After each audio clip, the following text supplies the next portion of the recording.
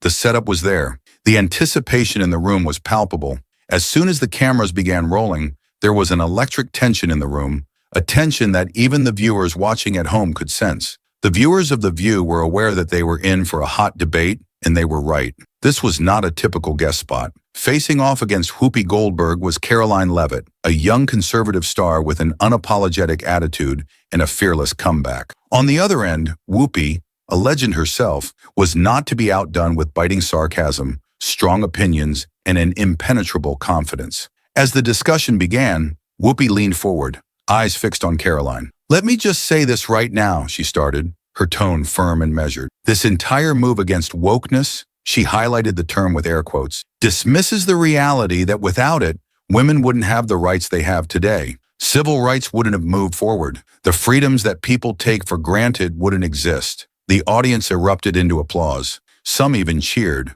Whoopi sat back, letting the moment settle, confident in her words. But Karoline didn't flinch. She let the applause fade before responding, her expression unwavering. "Whoopi, I admire your fervor," she replied, her voice firm but even. "But the actual problem isn't individuals struggling for equality. It's that the term wokeness has been manipulated into something that reprimands individuals for simply thinking in a different way. Individuals are losing their jobs, getting shut down, and being treated like common criminals simply for holding conservative principles." A hushed murmur went through the crowd. Whoopi's eyebrows shot up, her face pinched. "So what you're saying is, accountability is an issue," she retorted. Karoline shook her head. "No," she said firmly. "I'm saying there's a distinction between accountability and mob rule. Look at the economy. Look at the condition of the country. People are hurting now more than they were a few years ago. But rather than dealing with actual issues, we keep coming back to identity politics." Whoopi crossed her arms. "And why do you think that is?" Karoline inhaled sharply, sitting up straight. "Because it's a distraction," she said. "It's easier to debate pronouns than to discuss inflation. It's easier to pit people against each other than to fix real issues. And the worst part is, what occurred next left the whole studio speechless. Leave on a cliffhanger to keep the audience interested." The studio tension was thick. Karoline Leavitt leaned forward, her tone firm. "The individuals advocating for this so-called progress, they're the same ones who are sitting in multi-million-dollar houses, paying to send their children to exclusive private schools, while ordinary Americans, working-class Americans, are left to face the actual repercussions." That hit home. Some members of the audience nodded in solidarity. Others squirmed uncomfortably in their seats. Whoopi laughed and shook her head. "You know," she said with amusement in her tone, "the thing about people in politics is that you guys talk so much about the people, but ultimately the ones at the top, like your party, really don't give a rip about the little guy either." Karoline snarked. "Oh, like when Hollywood celebrities espouse oppression by flying in private jets?" The room responded in an instant. Gasps, laughter, a palpable change in energy. Whoopi waved her hand in dismissal. "Oh, come on, that's the oldest talking point in the book." Karoline shrugged. "Doesn't make it any less true." The conversation was walking a razor's edge, balancing between a heated debate and something far more explosive. Both women knew the game. Push too hard, too soon, and you lose the audience. There was an art to this, a rhythm, and they were just getting started. But things were about to take a turn. The gloves were about to come off. Whoopi shifted her glasses, reclined, and folded her arms. "Okay, Karoline, let's discuss this. You state wokeness is a diversion, but let's get real. If individuals had not battled for altar, ladies such as you wouldn't be seated here even now." The second round of applause, cheers. Karoline did not budge. Instead, she gave a brief, sly smile. "And I like those battles," she replied. "But Whoopi, let me tell you, fighting for rights is not the same as ramming a political agenda down people's throats. There is a difference between fighting for fairness and fighting for complete control over what people can say, think, and believe." Whoopi snorted. "So now being socially conscious is control?" She leaned forward, voice cutting. "That's the thing about conservatives. You all believe accountability is oppression." Karoline cocked her head, speaking in a flat, measured tone. "No," she replied, "but here's what is." And with that, the discussion took a turn no one was ready for. Karoline leaned forward, her face unyielding. "Accountability is one thing, Whoopi. But let's discuss reality. If a person on the left says something provocative, they get a pass. If a conservative says something, they get fired, banned, and called a bigot. Just look at how those who question COVID policy were treated. Look at how parents protesting at school board meetings were referred to as domestic terrorists. Is that fairness? Or is that shutting down people who don't agree with the narrative? The crowd stirred. Some murmured in agreement. Others shifted uncomfortably. Whoopi shook her head. Oh, come on, that's an exaggeration. Karoline raised an eyebrow. Is it? Because just last year, a California teacher was let go for not using preferred pronouns. A Virginia father was arrested for speaking up at a school board meeting after his daughter was attacked in a bathroom by a student who identified as transgender. And don't even get me started on journalists being censored for asking questions about the origins of COVID. But sure, Whoopi, go ahead and tell me again that cancel culture doesn't exist. That hit home. Even Joy Behar, who had been quiet until now, shifted uncomfortably in her seat. Whoopi let out a sigh, rolling her eyes. You know, I think it's ironic that conservatives like to play the victim. Karoline leaned forward a little.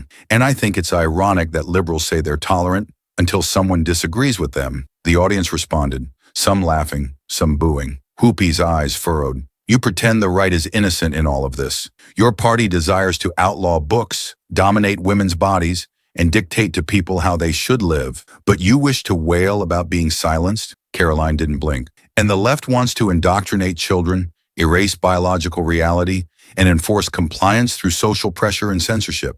Tell me, Whoopi, if this is all about freedom and progress, why do people get fired for saying basic facts? Why are comedians apologizing for jokes? Why is it suddenly controversial to say men and women are different? Whoopi opened her mouth, then paused for a split second. Karoline caught it. She smiled. See that hesitation there? That's because even you understand there's a line, and your side keeps crossing it. The audience response was divided. Some applauded, others groaned. Whoopi shook her head, attempting to restart. Karoline, let me tell you something. Each generation pushes boundaries. The things that were in controversy 30 years ago are commonplace now. That's progress. Karoline nodded. Sure, but when does progress become a weapon? When does coercing people into accepting an ideology become authoritarianism? Whoopi sighed, massaging her forehead. Oh, Lord! Karoline crossed her arms, leaned back. What? Too real? Whoopi managed a smile.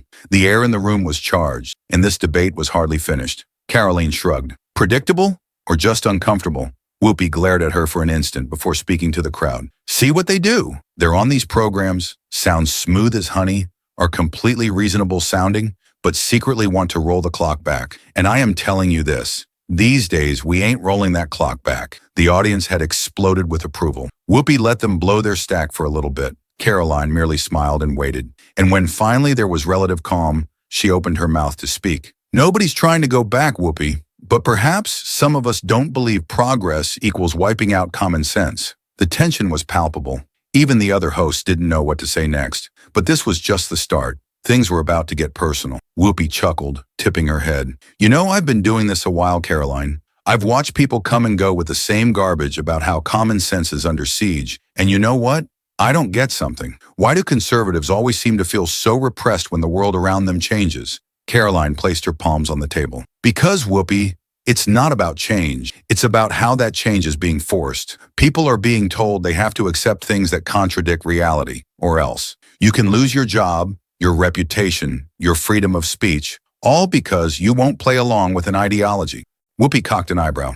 You keep using that word, forced. No one is forcing anything on anyone. Karoline leaned forward ever so slightly. Oh, really? And why are parents being called bigots for objecting to what their children learn? Why don't people dare say biological truths? Why was a man fired in New York simply because he said he did not want to add pronouns to his email signature? Whoopi waved her hand. Oh, please. Conservatives love playing the victim. You want to talk about being silenced? Try being black in America. Try being a woman in a man's world. Try actually living with the consequences of the policies your side pushes. Karoline didn't even blink. You want to have a conversation about consequences, Whoopi? Sure, let's discuss crime. Let's discuss inflation. Let's discuss that people can barely get groceries now. But the media would sooner advance identity politics than call this administration out on what's taking place with working-class Americans. Whoopi leaned forward. Oh, all of a sudden, you're looking out for working-class Americans?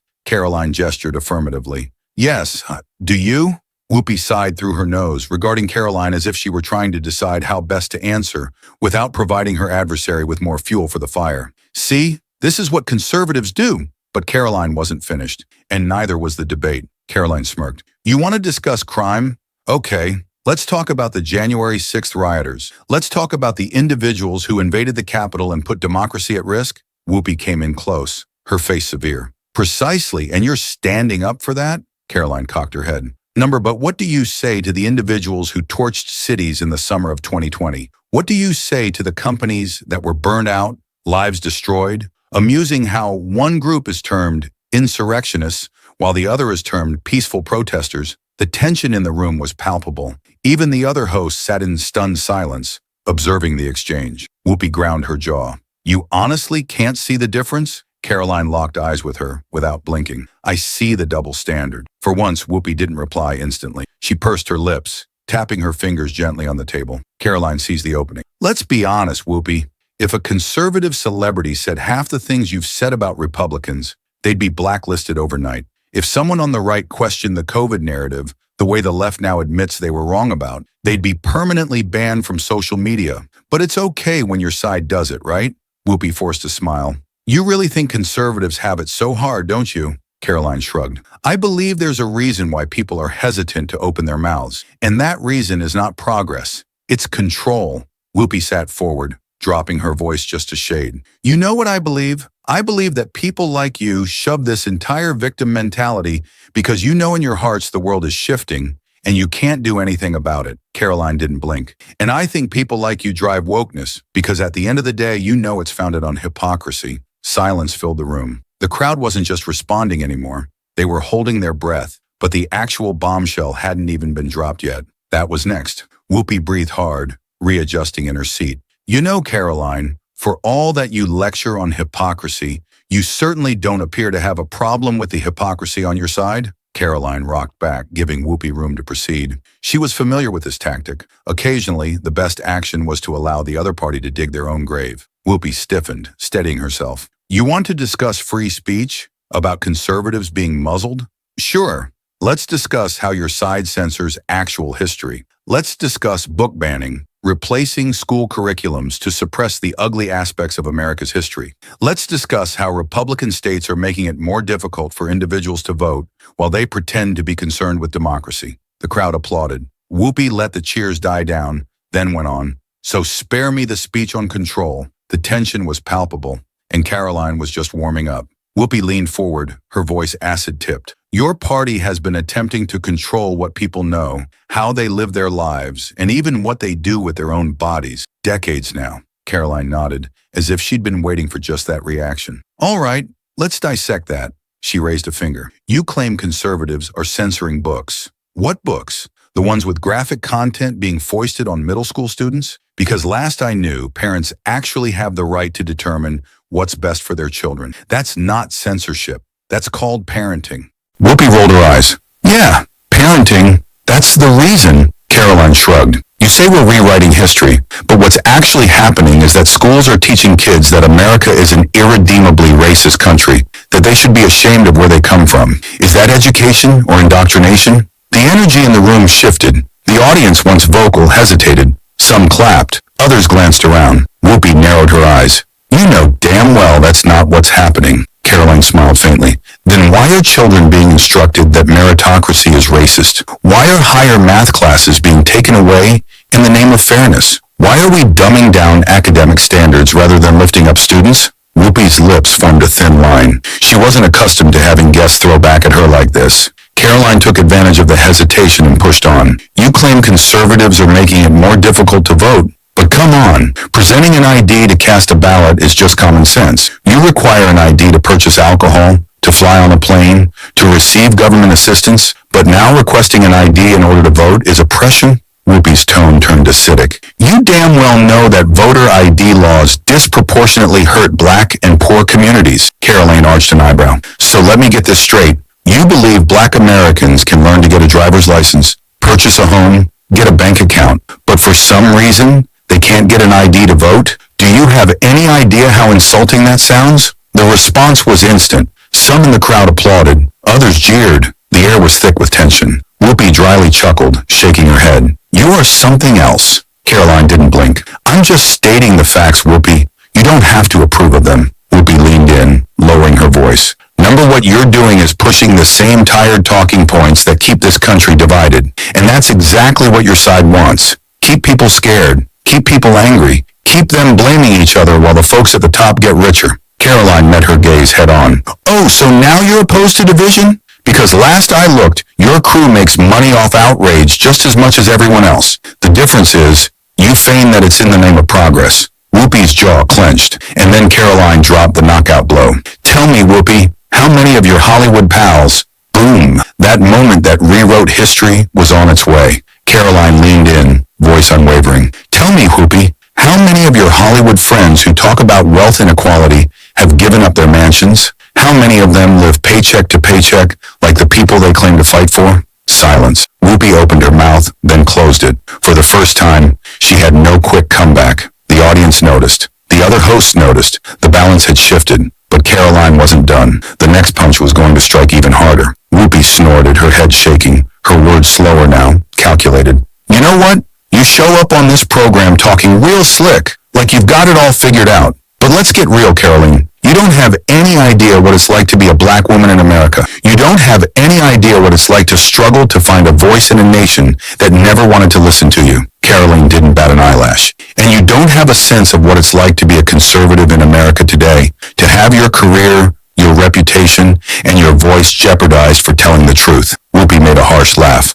Oh, please, what truth are you even referring to? Karoline didn't blink. The fact that folks are sick of the double standards, the fact that the same celebrities who are scolding working-class Americans on climate change are soaring around on private jets, the fact that the media choose and destroy according to politics, the fact that your side professes to battle on behalf of oppressed people, yet they reside in multi-million-dollar homes. The crowd rustled. Whoopi adjusted in her seat. The camera cut briefly to the other hosts, who appeared more and more uncomfortable. Karoline pushed on. You sit here and you talk about oppression. But Whoopi, be honest. Are you oppressed? Whoopi's mouth fell open. Karoline didn't let her. You've constructed an amazing career. You're worth millions. You have influence, power, a platform most people could only wish for. So tell me, how exactly are you being silenced? Who's preventing you from speaking your mind? Whoopi's lips parted, but nothing came out. The weight of the question sat between them. Karoline tilted her head.